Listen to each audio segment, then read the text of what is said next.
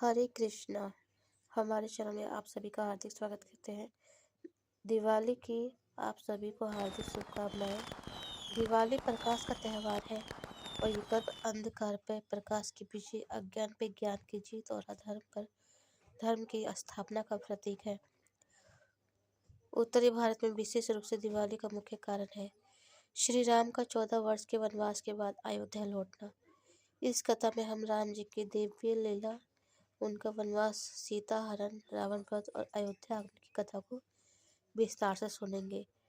साथ ही दिवाली पर्व से जुड़ी अन्य पुरानी कथाएं भी बताएंगे। ये कथा न केवल धार्मिक भावना जगाती है बल्कि जीवन के लिए नैतिक और आध्यात्मिक शिक्षा भी देती है, जैसे कि आत्मबल, त्याग, धर्म संघर्ष और विजय की भावना। बहुत समय पहले अयोध्या नगरी में राजा दशरथ राज्य करते थे।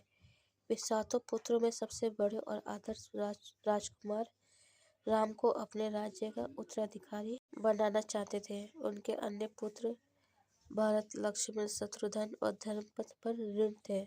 राम स्वयं नीति पुत्र के नाम से विख्यात थे, सत्य, धर्म और न्याय के आदर्श थे। एक दिन राजा दशरथ ने अनुरोध किया कि उन्हें संतान हो। तब उन्होंने रघुपति एक दिन राजा दशरथ ने अनुरोध किया कि उन्हें संतान हो। तब उन्होंने रघुपति रामाश्रय नामक यज्ञ कराया। यज्ञ की अग्नि देवता के अनुसार एक मीठा पान उन्हें दिया, जिसे 3 रानियों कैकेयी, कौशल्या, सुमित्रा को बांटा गया। इस प्रकार राम, भरत, लक्ष्मण और शत्रुघ्न का जन्म हुआ। राम बड़े होकर युवावस्था में भक्त, वीर और धर्मप्रिय ज्ञानी हुए। उन्होंने विद्यापीठ में अपना समय बिताया, गुरु वचन माने और धर्म नीति का पंथ संचालन किया। राजा दशरथ की सबसे प्रिय रानी कैकेयी थी और राजा चाहते थे कि राम राज सिंहासन ग्रहण करे। हालांकि कैकेयी की एक घनिष्ठ दासी नामक मंथरा थी, जिसने कैकेयी के हृदय में लालच और ईर्ष्या की ज्वाला जला दी।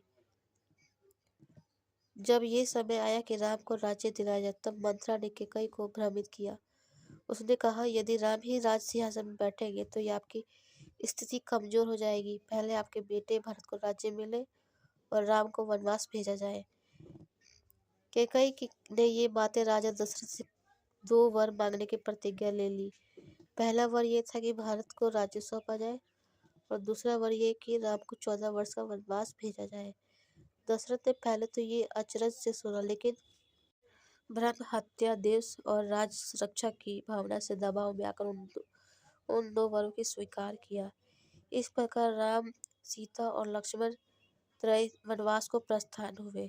इस कथा में सीता जी, सहमति और समर्पण की महिमा अत्यंत गहरा है। उन्होंने पति के साथ वन जाना स्वीकार किया। वनवास का आरंभ हुआ और राम, सीता तथा लक्ष्मण ने शूर, साधु और वन जीवन की कठिनाइयों का सामना किया। उन्होंने अराड़, कपिलवस्तु, दंडकारण्य आदि अनेक स्थानों की यात्रा की और उनके तपस्वी मुनियों से स्वांग और सिद्धियां प्राप्त की। वनवास में रहते हुए राम, लक्ष्मण, सीता की रक्षा में सदैव सजग रहते थे। किंतु एक दिन रावण लंका का अत्याचारी राक्षस ने एक चाल चली। उसने मायावी सुंदर घोड़ा भेजा, वहां एक वृद्ध ब्राह्मण की सहायता का विनय किया। राम और लक्ष्मण ब्रह्मा की सहायता करके वन के एक भाग में गए। उस समय रावण ने सीता का हरण किया और उन्होंने अपनी चाबी ले जाकर लंका ले गया। ये घटना राम, लक्ष्मण और पूरे विश्व के लिए एक बड़ी परीक्षा बन गई। सीता जी ने जब रावण विरोधी राक्षस की याचना की, तब राम, लक्ष्मण ने अनेक राक्षसों का वध किया और हनुमान भगवान का माध्यम स्थापित किया।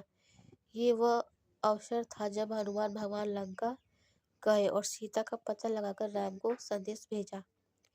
इस प्रकार रामचंद्र ने सीताराम की भक्ति कथा ने युद्ध को पथ को त्याग किया। राम ने वानर सेना की सहायता से लंका पर आक्रमण किया। वानर सेना में खर, दुर्मुख, विभीषण आदि अनेक वीरों ने योगदान दिया।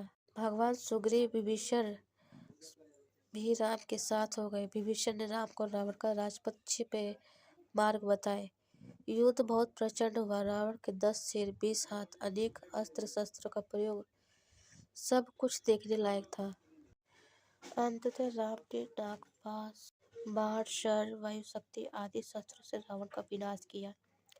रावण ने राम की शक्ति, नीति, पराक्रम की परीक्षा ली, लेकिन अंततः हार गया। जब रावण का वध हुआ, लंका से चाहे हुए मरे, बुरे हुआ नाश और सत्य की विजय हुई। विभीषण को सिंहासन दिया गया। वह क्षण था जब अंधेरे पर प्रकाश, अधर्म पर धर्म और अज्ञान पर ज्ञान की विजय हुई। 14 वर्ष के वनवास के पश्चात राम, सीता और लक्ष्मण अयोध्या लौटे। न केवल अयोध्यावासियों ने प्रसन्नता मनाई, बल्कि पूरे लोक में दीप उत्पन्न हुए। रघुकुल की नगरी के नागरिकों ने दिव्य दीपों से वातावरण को प्रकाशित किया। प्रत्येक घर, गली, सड़क दीपमय हो गई, मिठाइयाँ बांटी गई, नकारात्मक शक्ति पर विजय की भावना उमड़ पड़ी। यही वो दिन है जिसे हम आज दिवाली, दीपोत्सव के रूप में मनाते हैं। श्री राम की खुशी और विजय का प्रतीक, जिसे अंधेरे को मिटाया। अगर आपको हमारी कथा पसंद आई है तो प्लीज़ हमारे वीडियो को लाइक करें, चैनल को सब्सक्राइब करें। धन्यवाद।